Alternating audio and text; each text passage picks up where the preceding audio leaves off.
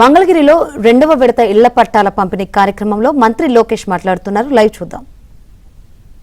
మంగళగిరికి వచ్చి గల పరిశ్రమలు తీసుకురావాలి, పెట్టుబడులు తీసుకురావాలి, మన యువకులకి మంగళగిరిలోని ఉద్యోగాలు కల్పించాలనేది మీ లోకేష్ లక్ష్యం. అంటే అభివృద్ధి, సంక్షేమం రెండూ కలిసికట్టుగా తీసుకెళ్లే బాధ్యత ఈరోజు కూటమి ప్రభుత్వం తీసుకుంటుంది.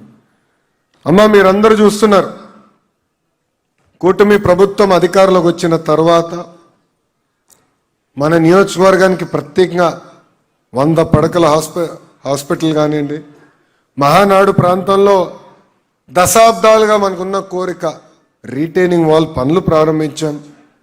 భూగర్భ డ్రైనేజ్, తాగునీరు, అదేవిధంగా మీరు చూస్తే గ్యాస్ కూడా పైప్ ద్వారా త్వరలో అందించబోతున్నాం. నిడమరు స్కూల్ మీరు చూశారు, ఎంత అద్భుతంగా ఒక ప్రభుత్వ పాఠశాల ఇంటర్నేషనల్ స్కూల్గా మనం తీర్చిదిద్దుకున్నాం. లక్ష్మీ నరసింహస్వామి గుడి కూడా వదిలిపెట్టలేదు, పనులు కూడా ప్రారంభించాం.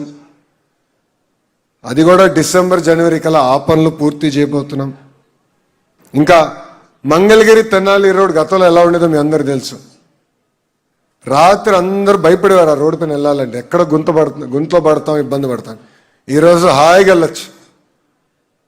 బహుశా ఆంధ్ర రాష్ట్రంలో అంత అద్భుతమైన రోడ్డు ఉండకపోవచ్చు, అంత పర్ఫెక్ట్ క్వాలిటీతో వేసాం. ఊర్లో ఉన్న రోడ్లన్నీ కూడా పూర్తి చేస్తున్నాం. పార్కులు, కమ్యూనిటీ భవనాలు, మూసేసిన అన్న క్యాంటీన్లు తిరిగి ప్రారంభించాం. చర్చిలు, మసీదులు, గుడులు అభివృద్ధి చేస్తున్నాం. ఇంకో పక్కన మీరు చూస్తే చివరికి శ్మశానాల్లో కూడా ఈరోజు కూటమి ప్రభుత్వం అభివృద్ధి చేస్తుంది. ఇవన్నీ మీకు ఎందుకు చెప్తున్నానంటమ్మా, సంక్షేమ అభివృద్ధి అనేది జోడెద్దుల బండి, రెండు కలిసికట్టుగా తీసుకెళ్లాల్సిన బాధ్యత ఇక్కడున్న మనందరిపైన ఉంది. ఆనాడు నేను హామీ ఇచ్చా, మీకు ఇంటి పట్టాలు మీకు అందజేస్తామని. ఈరోజు నిజంగానే నాకు చాలా ఆనందంగా ఉంది, ఎందుకంటే 2వ విడతలో 6,000 పట్టాలు మనం అందజేస్తున్నాం. ఇంకా చేయాల్సిన కొన్ని ఉన్నాయి, కాలువలు ఉన్నాయి, అదేవిధంగా మనకి వాటర్ బాడీస్ ఉన్న దగ్గర ఇవ్వాల్సిన, అక్కడ ఆల్రెడీ ఇల్లు కట్టుకున్న వారు ఉన్నారు, అది సుప్రీంకోర్టు కొన్ని ఆర్డర్స్ ఉన్నాయి, దాన్ని ఎట్లా చేయాలని కూడా మేము హోంవర్క్ చేస్తున్నాం. కానీ ఆనాడు ఇచ్చిన హామీ మేరకు తప్పనిసరిగా ఇంటి పట్టాలు చేస్తామని చెప్పాం.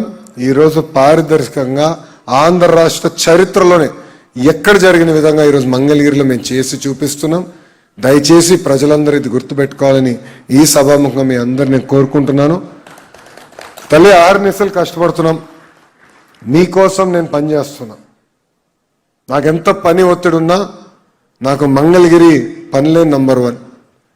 మంగళగిరి నుంచి నేను ఎవరు కలవాలన్నా కూడా మా శాసనసభ్యులు కానీ మంత్రులందరూ కూడా చెప్తా, మీరు ఆగాలి, మా మంగళగిరి ప్రజలు వచ్చారు, ముందర వాళ్ళు కలిసిన తర్వాత మిమ్మల్ని కలుస్తానని చెప్తాం జరుగుతుంది. ఇది ఎందుకంటే నేను అంత మెజారిటీ మీరు గెలిపించారు, నా పైన బాధ్యత పెరిగింది. ఆ బాధ్యతని చాలా జాగ్రత్తగా నెరవేర్చాల్సిన అవసరం నా పైన ఉంది. అడుగులేస్తున్న ఆ దిశగా రాబోయే రోజుల్లో కూడా మీ అందరి సహకారం ఉంటుందని ఈ సభాముఖంగా నేను ఆశిస్తూ, నాడు నేడు ఎప్పుడు మీకు నేను అండగా నిలబడతా. కేవలం ఆంధ్ర రాష్ట్రంలోనే కాదు, భారతదేశంలో ఎవరన్నా చూసి ఎస్ అభివృద్ధి చెందిన నియోజకవర్గం ఏంటి అని ఆలోచిస్తే దానికి కేర్ ఆఫ్ అడ్రస్, చిరునామా మంగళగిరి చేసే బాధ్యత మీ లోకేష్ తీసుకుంటాడని ఈ సభాముఖంగా తెలుపుకుంటూ, అమ్మా, నేను ఇక్కడ పుట్టి పెరిగిన వాడిని కాదు, మీ అందరూ తెలుసు, ఇక్కడ నాకు బంధువులు కూడా లేరు, కానీ మీరు నన్ను స్వీకరించారు. ఒక కుటుంబ సభ్యుడిగా, ఒక కొడుకుగా, ఒక అన్నగా, ఒక తమ్ముడిగా మీరు నన్ను స్వీకరించారు. అంత మెజారిటీ నన్ను గెలిపించారు. మరింత బాధ్యత పెరిగింది.